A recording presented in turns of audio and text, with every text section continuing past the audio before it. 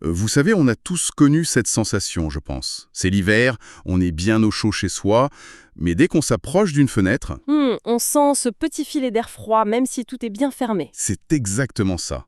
Et en préparant des rénovations il y a peu, je me suis retrouvé complètement noyé sous les informations. Double vitrage, triple vitrage, les cadres. PVC, bois, aluminium. Oui. Et puis l'architecte m'a dit une chose toute simple. Oubliez tout ça. Regardez juste un chiffre, le coefficient UW. Et voilà, ça nous a amenés ici aujourd'hui. C'est le point de départ de tout. Bienvenue dans notre analyse. Aujourd'hui, on se penche donc sur des documents techniques pour décoder ce fameux coefficient UW. Notre mission, comprendre comment ce simple chiffre peut tout changer pour le confort, l'isolation et bien sûr la facture de chauffage. C'est un enjeu énorme. Alors pour commencer, mettons les pieds dans le plat. Ce coefficient UW, qu'est-ce que c'est concrètement ? Alors, c'est très simple en fait. Le U, c'est pour window, donc la fenêtre en anglais. La fenêtre dans son ensemble. Dans son ensemble, oui. C'est ça qui est crucial. Ce coefficient, le UW, il mesure tout simplement la quantité de chaleur qui s'échappe de la fenêtre. D'accord ? Et la règle d'or, elle est vraiment simple. Plus le chiffre est bas, plus la fenêtre est isolante. Ah d'accord, c'est un peu comme au golf en fait. Il faut viser le score le plus bas possible. C'est une excellente image, oui. Un UW de 2,8, c'est une mauvaise partie. Un UW de 0,8 et vous êtes un champion de l'isolation. C'est noté. Mais alors, l'unité, watts par mètre carré Kelvin ou W m carré K. Là, ça redevient un peu intimidant, non ? Oui, ça peut faire un peu peur, mais décortiquons. C'est plus simple qu'il n'y paraît. Watt, c'est la quantité d'énergie, de chaleur qui fuit. D'accord. Par mètre carré, c'est pour une surface donnée, évidemment, et par Kelvin ou par degré Celsius, de différence entre l'intérieur et l'extérieur. Ah, donc si j'ai un U doublé de 1,0, ça veut dire que pour chaque degré d'écart entre mon salon et la rue, je perds un 1 watt pour chaque mètre carré de ma fenêtre. Vous avez tout compris. C'est une mesure très directe de la taille de la fuite de chaleur. C'est beaucoup plus clair. Et vous avez bien insisté sur le mot « complète » tout à l'heure. J'imagine que ça veut dire qu'on ne regarde pas que le vitrage. Exactement, et c'est là que ça devient passionnant. Penser que seul le vitrage compte, c'est l'erreur classique. Je plaide coupable. On est nombreux. En fait, le coefficient UW, c'est une moyenne de 3 éléments. D'abord, le plus connu, c'est le UG, le G pour glace, le vitrage. Oui. Ensuite, il y a le UF, F pour frame, le cadre. Un cadre en aluminium mal isolé, par exemple, peut complètement ruiner la performance d'un excellent triple vitrage. Je vois, c'est l'idée du maillon faible dans une chaîne. Mais vous parliez de 3 éléments. Quel est le troisième ? Le troisième, c'est le plus subtil. C'est un peu le talon d'Achille de beaucoup de fenêtres. C'est le coefficient linéique, qu'on appelle ψg ou ψg. Ψg. Oui, il mesure la perte de chaleur juste à la jonction, là où le vitrage touche le cadre. C'est ce qu'on appelle un pont thermique. Ah oui, Très souvent, l'espaceur entre les vitres est en aluminium. Or, l'aluminium conduit très bien la chaleur et le froid, donc on crée une petite autoroute pour le froid sur tout le tour de la vitre. une autoroute pour le froid, l'image est très parlante. Donc même avec un vitrage et un cadre performant, ce petit joint métallique peut tout gâcher. Il peut dégrader la performance de manière significative, oui.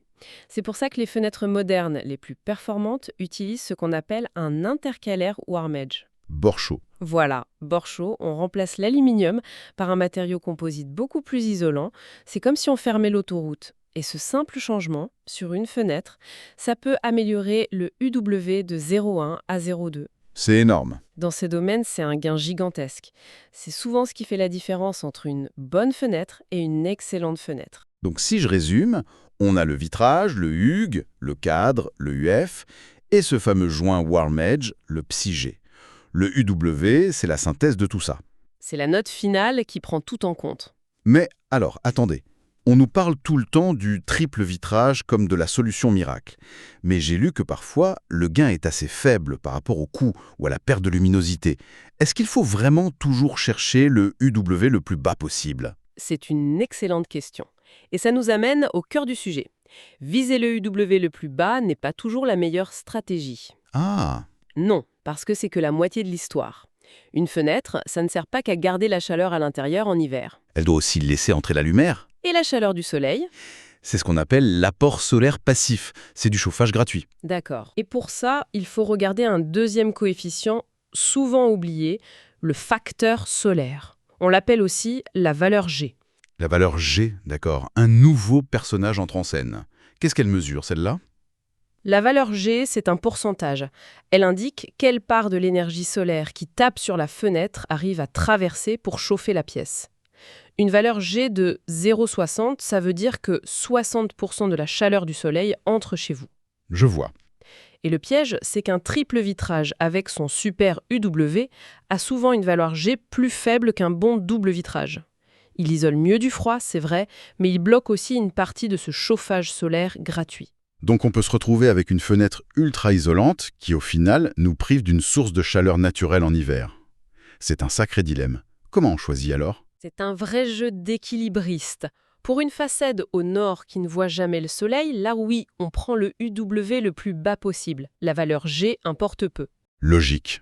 Mais pour une grande baie vitrée plein sud, un excellent double vitrage avec un UW de 1,1 et une valeur G élevée peut être plus malin qu'un triple vitrage avec un UW de 0,7 et une valeur G plus faible. Parce que le soleil qui entre compense les petites pertes supplémentaires. Exactement. Le gain solaire en hiver peut dépasser la perte d'isolation. Bon, en été, il faudra de toute façon une protection solaire pour pas surchauffer, mais c'est un autre débat. Le choix dépend vraiment de l'orientation et du climat. C'est fascinant. On passe d'un simple chiffre à une véritable stratégie thermique pour toute la maison. Et concrètement, sur la facture, ça se voit vraiment. Oh que oui, les chiffres sont assez frappants. Pour vous donner un ordre d'idée, si on passe d'une vieille fenêtre des années 70, simple vitrage, avec un UW autour de 3,0, Une vraie passoire. une passoire thermique, oui, pour la remplacer par une fenêtre moderne avec un bon double vitrage, un UW de 1,1, on peut économiser jusqu'à 20 litres de mazout par an et par mètre carré de fenêtre. 20 litres par mètre carré. Oui, ou 20 mètres cubes de gaz, si vous préférez. C'est énorme. Pour une maison avec, disons, 20 mètres carrés de fenêtre, ça fait 400 litres de mazout qui ne partent plus en fumée chaque année. L'investissement est vite rentabilisé, j'imagine. C'est l'un des gestes de rénovation les plus rentables qui soient. Et pour aider les gens, il y a des systèmes comme l'étiquette énergie pour les fenêtres en Suisse. Ah, comme pour les frigos. Exactement, de A à G. C'est visuel, c'est simple, et ça tire le marché vers le haut. D'ailleurs, une fenêtre classée G, avec un UW au-dessus de 2,5, n'est même plus autorisée à la vente pour les nouvelles constructions là-bas. C'est une très bonne chose. Donc on a un bon panorama. Le très mauvais, c'est au-dessus de 2,5. Le standard moderne, c'est entre 1,0 et 1,4. Et le top, c'est le triple vitrage qui peut descendre sous 0,8. C'est un bon résumé des gammes de performance, ouais. Mais une question me vient. Est-ce qu'une fenêtre avec un super UW sur le papier garantit une isolation parfaite une fois qu'elle est posée sur le chantier? Non. Et c'est le dernier point de vigilance, mais il est absolument crucial, la qualité de la pose. Ah, Vous pouvez acheter la meilleure fenêtre du monde, la plus chère, la plus performante. Si elle est mal installée, avec des fuites d'air autour, ou un pont thermique à la jonction avec le mur, sa performance réelle s'effondre. donc tout le calcul du UVW ne sert plus à rien. Disons que sa performance est très dégradée. L'étanchéité à l'air et la connexion au mur sont aussi importantes que le coefficient de la fenêtre elle-même. C'est un vrai savoir-faire. C'est logique. Le système ne s'arrête pas au cadre, il inclut l'intégration dans le bâtiment. Donc, si je fais le bilan, primo, le UVW, c'est l'indicateur clé. Plus c'est bas, mieux c'est. C'est ça. Deux yeux, il faut regarder toute la fenêtre, le verre, le cadre et ce fameux joint warm edge. Tertio, ne pas oublier la valeur G pour le chauffage solaire gratuit.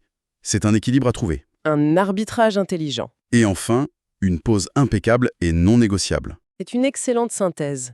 Comprendre ces quelques principes, c'est se donner le pouvoir de poser les bonnes questions à un professionnel. C'est faire un choix qui a un impact direct sur le confort, les factures et l'environnement. Au final, ce qui me frappe, c'est que derrière ce sigle un peu aride, il y a vraiment une logique de confort pour toute l'année. On a beaucoup parlé de garder la chaleur l'hiver. Et on a un peu effleuré la question de la surchauffe en été, oui. Exactement. Et ça nous ouvre sur une réflexion vraiment intéressante pour l'avenir.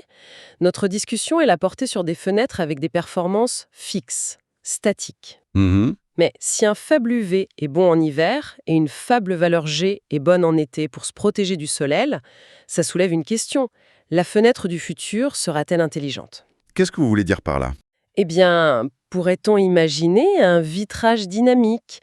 Un vitrage capable de changer son propre UW et sa propre valeur G en fonction des saisons, de la météo ou même de l'heure de la journée pour optimiser en permanence le bilan énergétique du bâtiment.